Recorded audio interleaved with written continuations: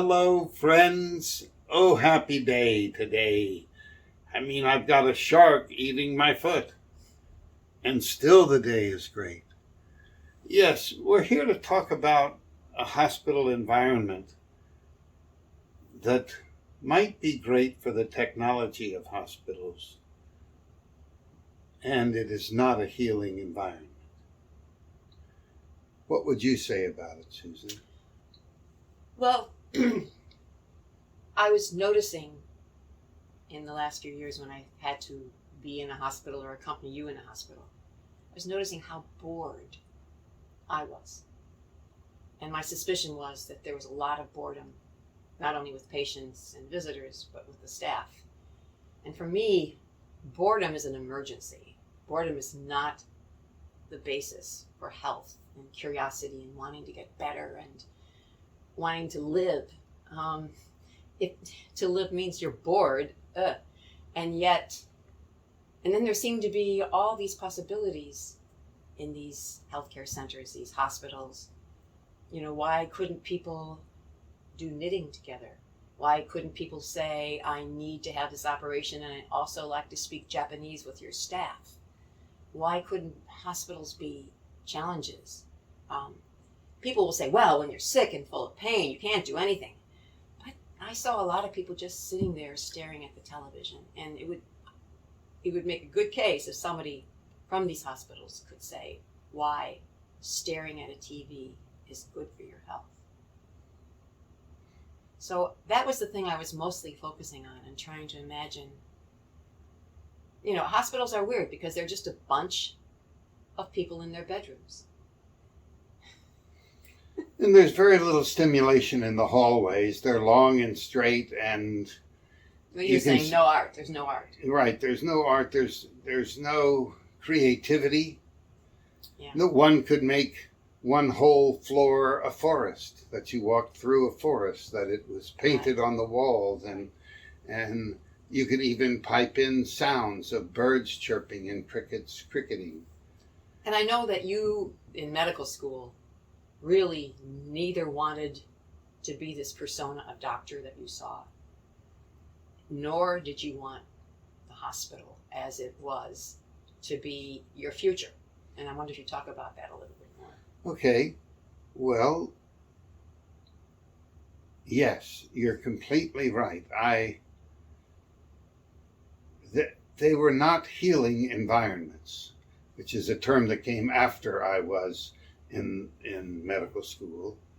That the hierarchy left a lot of silence and created a lot of silence among the staff. What do you mean by hierarchy? Well, there was hierarchy in rank of position, doctor, nurse, nurse's aide, down to somebody above and somebody below. Right, down to cleaning staff. Yeah. And that you could actually see often people would completely ignore the cleaning staff because they were nobody. Well, and that the walls were dull, and that it looked like there were white walls and white space, places to put equipment that are medical. Yeah.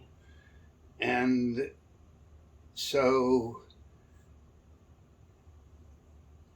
the television in every room. So often people turn on a television, and television is a mind, in my feeling, it's a mind destroyer. That boredom that you mentioned is one of the cornerstones of, for me, mental illness. Boredom, loneliness, and fear. I mean, have you ever read anything that links boredom with illness? Because it's always left out. Yes, and the implication, I think, is there. I can't quote a particular book, but I have a huge number of books about hospital care. Mm-hmm. And in a way, often they sound and come from the point of view that they're so thankful that they can give this particular pill, that particular surgery, that how it looks in the environment and the context are of minimal significance. Right.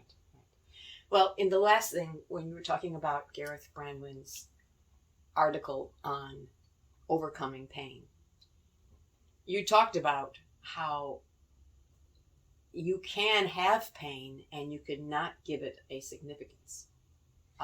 You can decide that how you pay attention to pain could mean in some days you see a sunset and you don't remember pain because you're in awe of the sunset.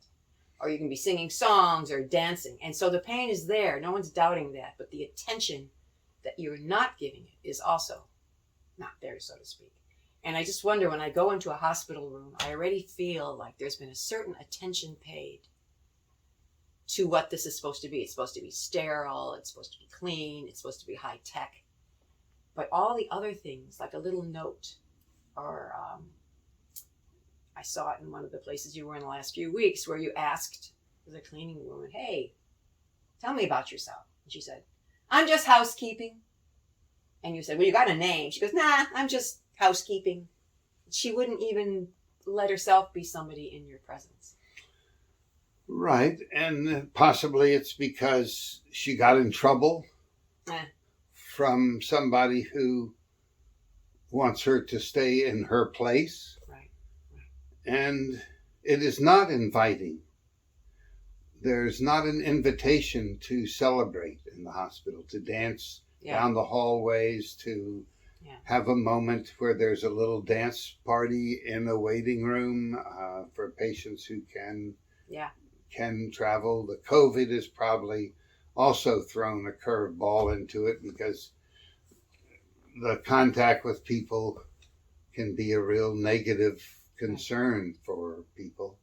Well, one of the things I've appreciated so much about the hospital design that you have been working on is you make it clear that we're not always just talking about patients. We're talking about the well-being of the patient, but also the well-being of the staff and of the provider. And of the visitors. Yes, okay, right? And I found that remarkable. I've yet to meet a design of a hospital where the well-being of the staff and of the visitors is important. There's always this emphasis on patient care. And yet when you go in there and see these worn out faces of the nurses and running around this zone of proximal development, how can you get well when the staff itself is under pressure, is not happy, is maybe bored?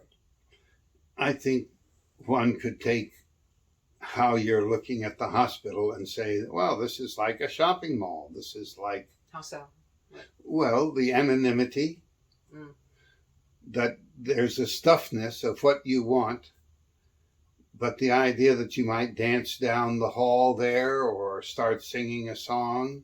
They sometimes hire a guitarist that'll sing song in the hallway of a shopping mall. But again, there's this idea that this place is for this task. And why are you thinking of these other things? Yeah. How can they be important? Yeah. And yet, in a place like a shopping mall, clearly people want their things to sell. So there's parking, lots of parking, so they can go there. There's automatic doors for them, and a lot of times push carts for big shoppers. But as far as an atmospheric thinking, I think that it's not, is it, how's it going to make us any money, or... Right. So... Well, let me finish this little session, this podcast, and I'm going to look into the cameras of stuff. Almost 3 weeks ago, Patch had another attack of the MRSA.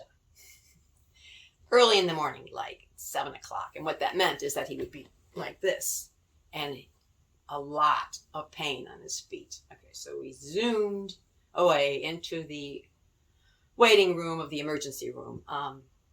And in the hallway was a family of our neighbors. They were Amish people. And they were swarming around probably a teenager who looked like he had had a motorcycle accident. It was bloody and stuff like that. Okay.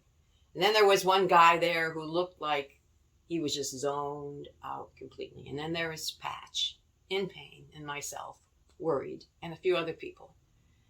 And there we were at 7 o'clock in the morning. And Patch looks around and goes, "How's everybody doing?" No answer.